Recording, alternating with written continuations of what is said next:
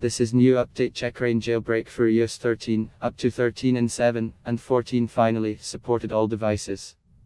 How to use this CheckRa1n. Step 1. Download CheckRa1n on your computer. You can use Windows or Mac OS version. Next, need connect device using USB and open CheckRa1n toolkit. Next, click Start button, and waiting installing.